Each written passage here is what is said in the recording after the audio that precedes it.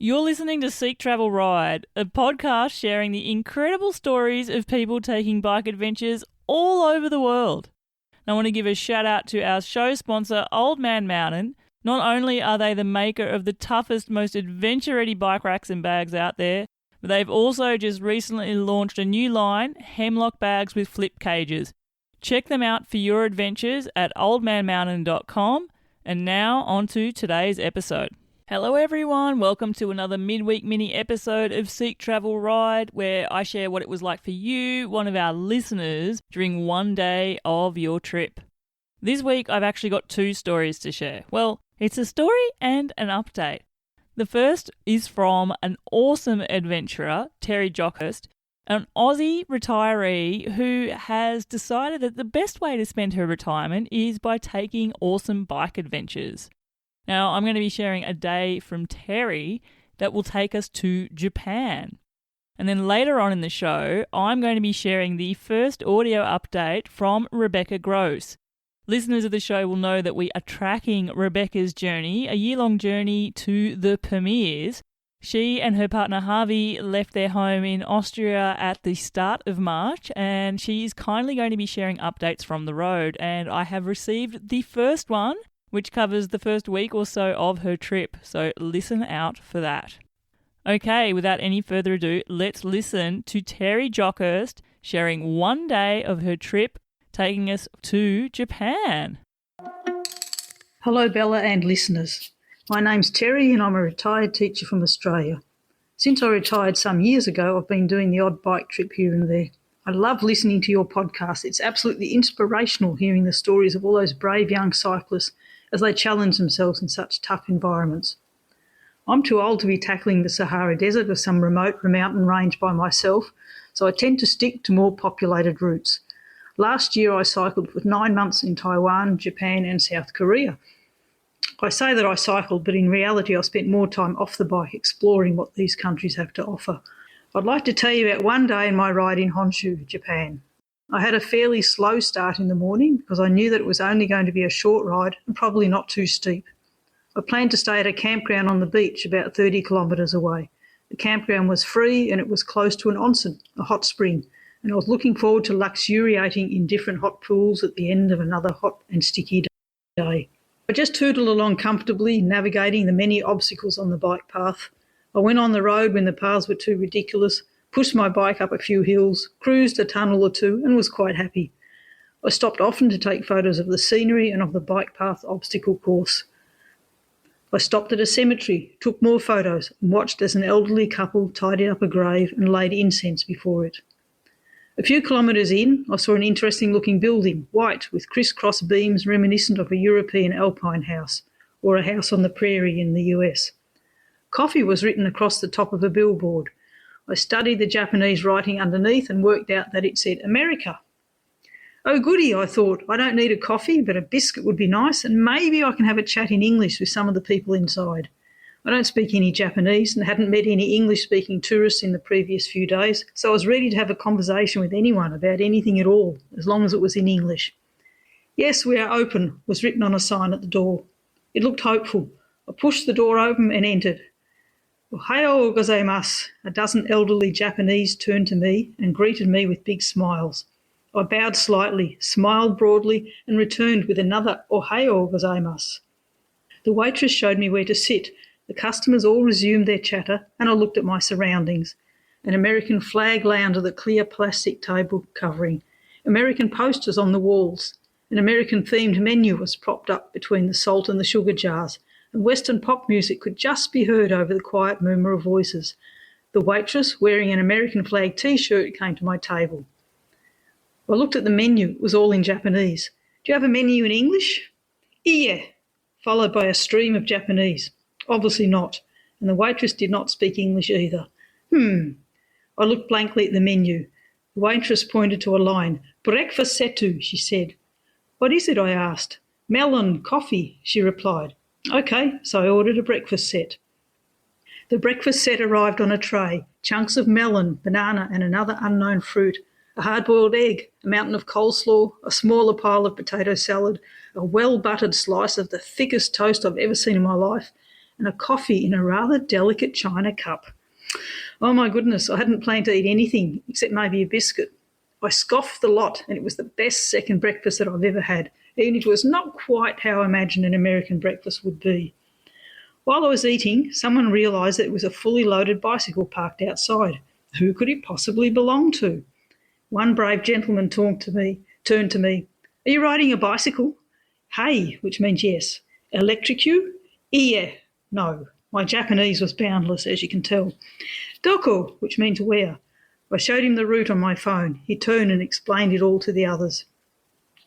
Amazingly, they let me eat in peace. No one asked me any questions or pestered me at all. The waitress brought me a cup of tea extra.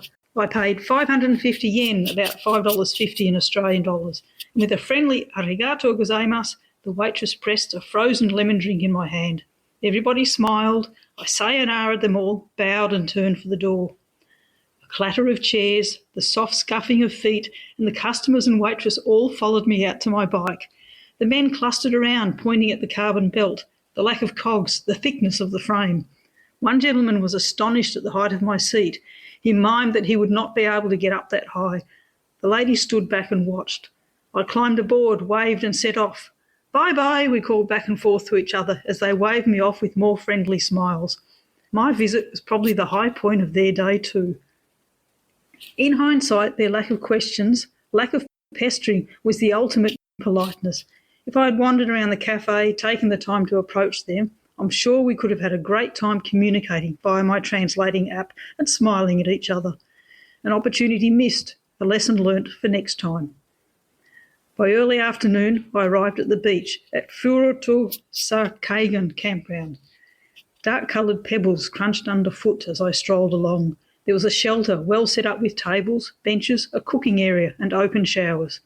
2 other tents were nearby. A fisherman came and tried his luck, but to no avail. He explained it was too windy for the fish. He would try later with a different rod. I set up my tent at the base of a huge concrete wall. It was a barrier designed to keep the village on the other side safe from massive tsunami waves.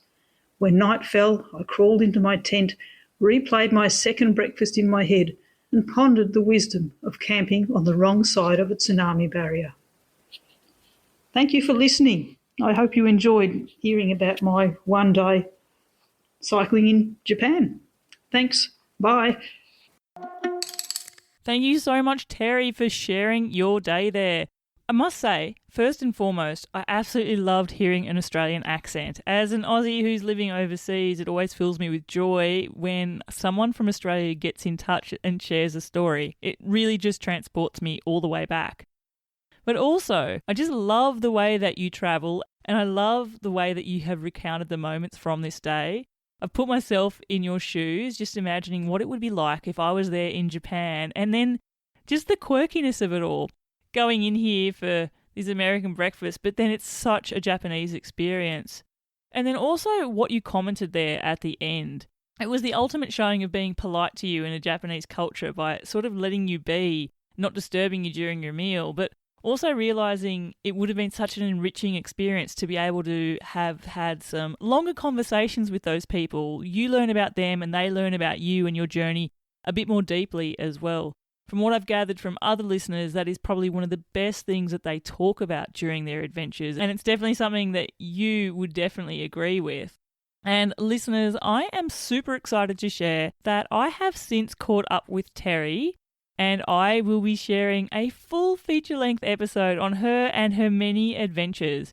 Japan is just one short little excerpt of the trips that she has travelled. And if you want to get a preview of it, I have shared a link to some books that Terri has actually written. I've read her recent one, Biking to Busan, and it covers her journey through Taiwan, Japan, and also South Korea.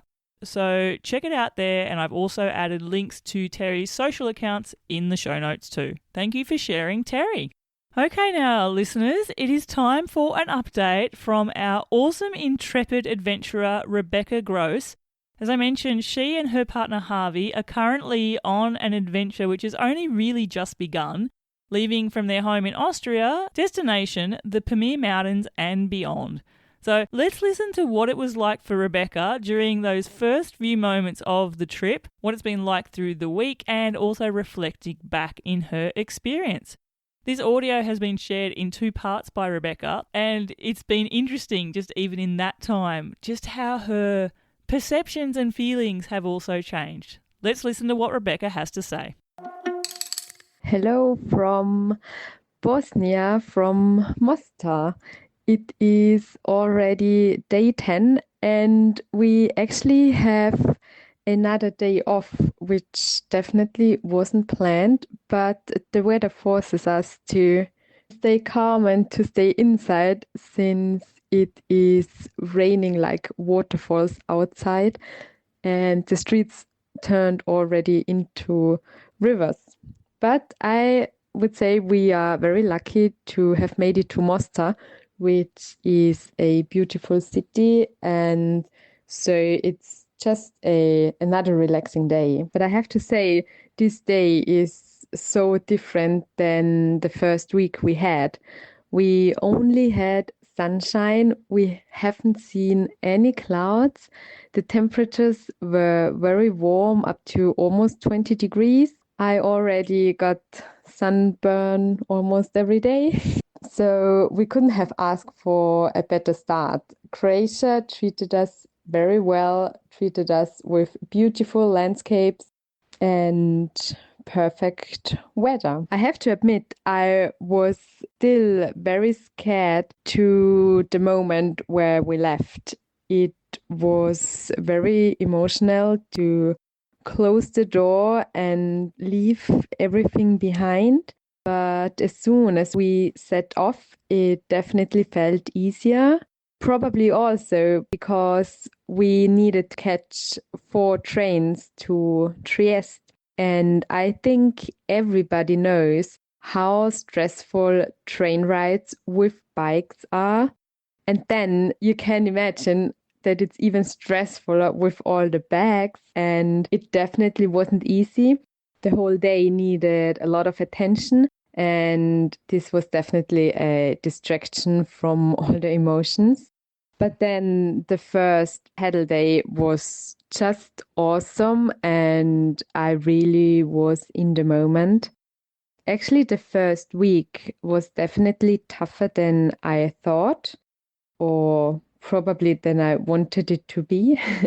It was way steeper than expected. We had much more climbs to do, and they were very tough.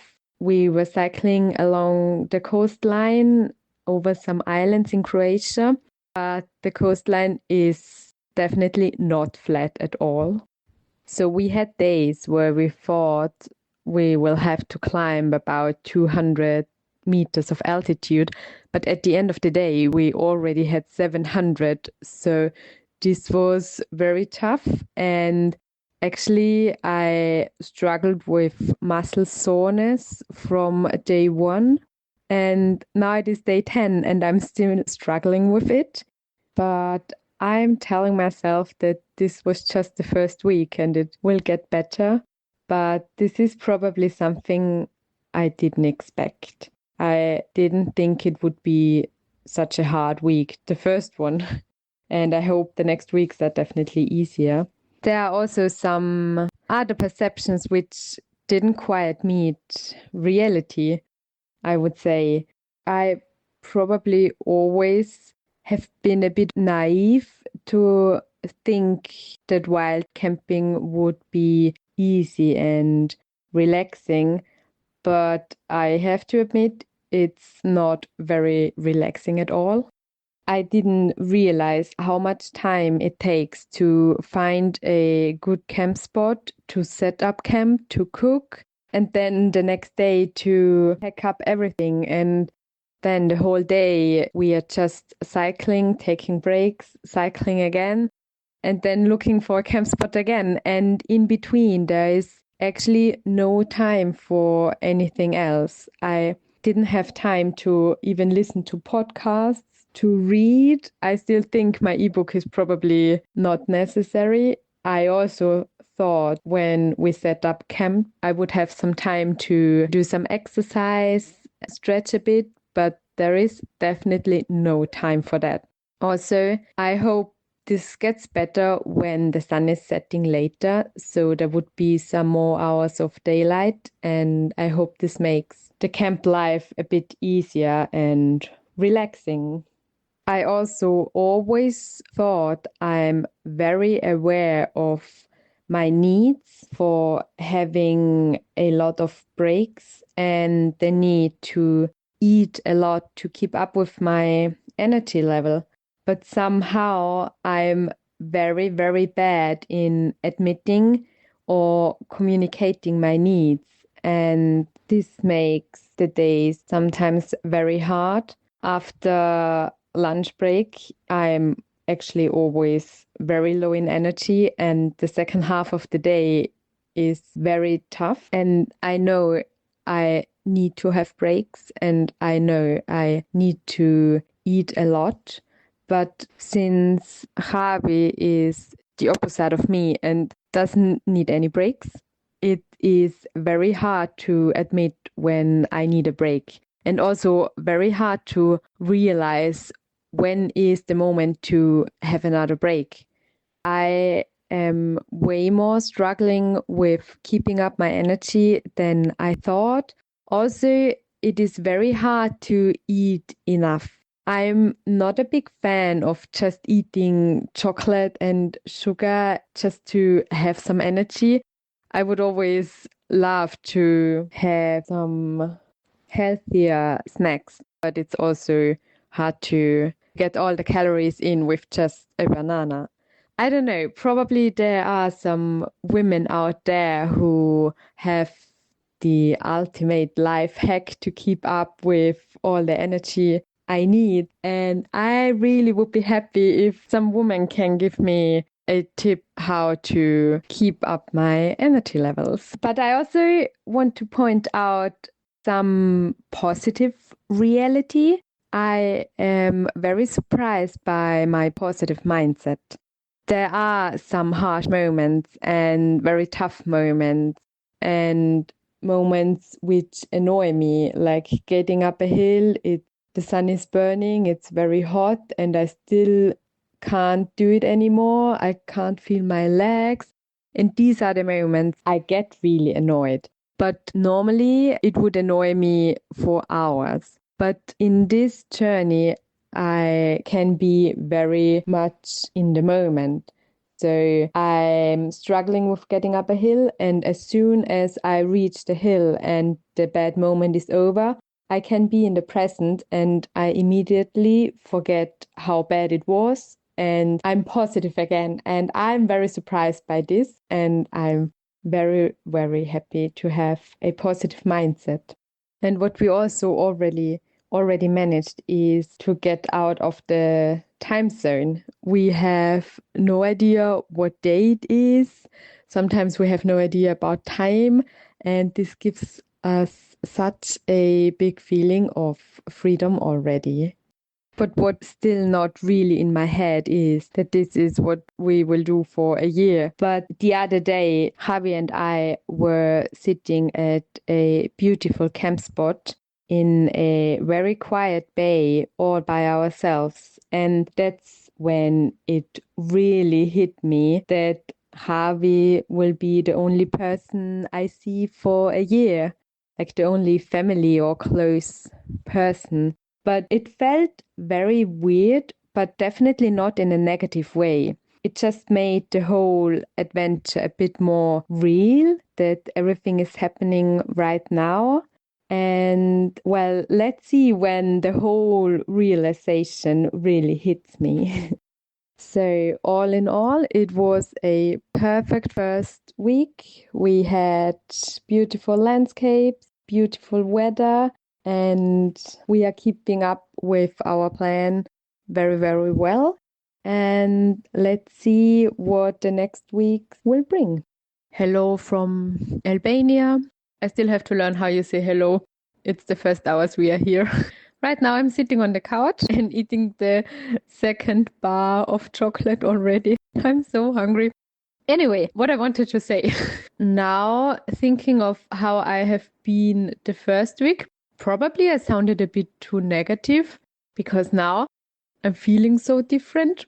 When we entered Montenegro, something inside me changed. It's so weird. I don't know how to explain that because it was the worst day we had so far with the weather. It was this huge storm. We had 2 days of bad experiences with getting accommodation. We were just like on the bottom of this adventure. But somehow we made it to Montenegro, although it was super stormy, and we got hosted by 2 bikepackers from Colombia. Anyway, somehow this missing part we found in Montenegro, it was talking to people. In Croatia and in Bosnia, this was completely missing. We talked to nobody and nobody talked to us. And in Montenegro, we talked to strangers and they are already fans of us. Some were following us through 2 different countries and now they were searching for us because they wanted to talk to us. And it's so weird. People here are more than friendly. They are so welcoming and it just fulfills my heart so much and gives me so much energy. And also the landscape. I saw mountains, like beautiful high mountains. I just somehow forgot how I love being in the mountains. Yeah. And a small update from Albania. Like Montenegro is super small. We crossed it in 3 days, but it was 2 short days and today was a long day. And we are already in Albania. Yeah, I wanted to send you a photo because on the way there were signs of Camping Australia. It was some campground.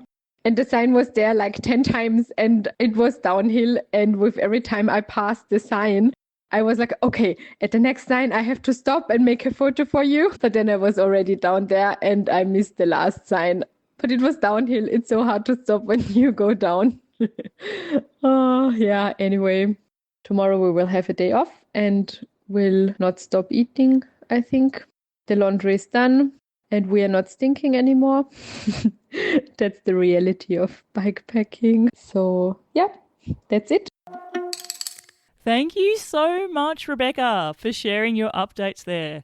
Oh, wow. I am putting myself in your shoes so much and just thinking about what it would have been like to set off, to close the front door for the first day, and then also the stress of all those trains to catch on your first day. I definitely understand the added stress that putting a bike on a train can bring to a trip, but also sometimes it's part of the journey, and I guess it's just maybe the adventures we don't necessarily want to have that we need to negotiate. I really loved how you've been able to also reflect on just how you're finding a new rhythm, how you're finding a new mood with this version of bike travel as well, noticing different things and how you're changing along the way. The notion that wild camping isn't the easiest thing to be doing, the idea that it takes extra time to, gather all your things in the morning and get going again. Oh gosh, I can totally relate to that. But also just how you've changed in that week in realizing that what has energized you during the trip now, as you've made your way, are those interactions with strangers and with people and with connections. And I think it's definitely a theme that I've picked up on. And it's similar to what Terri was sharing earlier in the episode with her interactions in Japan and how much more enriching it would have been had those interactions delved a bit deeper. And it sounds like you and Harvey have now found that missing connection and it's been enriching for both of you as well. And I just also say, eat all the food, be super proud of getting up all the climbs. I very much understand what it's like when you've mentally prepared for a day to only have 200 metres of elevation gain and all of a sudden it's over 700 metres and beyond. But be proud of yourself and enjoy those mountainous vistas and landscapes as you make your way across Europe. And listeners, of course, I will continue to share Rebecca's updates with you all in these midweek mini episodes so we can see how she goes along with this first big adventure as well. Now, listeners, we have come to the part of the show which I absolutely love, and that is where I get to give you, my super fans, a massive shout out for being awesome legends and buying me some coffees. This week, I'd like to shout out Felix Baird. Felix, you didn't leave me a message, but you did buy me coffees, and I am very appreciative of that. So a big thank you, and I'm really glad to have your support for the show. I'd also like to shout out Mark Hodgson. Mark says, "Hey, just found the podcast. It's so great to hear from others. I bike packed in 2023 all across New Zealand, around Tasmania and up the east coast of Australia, with a good few detours. More big trips are planned." Oh, Mark, what awesome adventures you would have had and are obviously scheming to have as well. You've had some dreamy landscapes there. New Zealand and Tassie, absolutely mega. And the east coast of Australia is filled with just so many endless, beautiful beaches as well. Keep me posted on where your next bike travels take you. And again, thank you so much for supporting me on the show. Now, listeners, if you would like to do just as Mark and Felix have done, you can also buy me a coffee. You can head to buymeacoffee.com/seektravelride. Buy me some virtual brews, but more importantly, let me know, what is it that you love about the podcast and where are you planning to take your next bike adventure? And until the next episode, I'm Bella Malloy. Thanks for listening.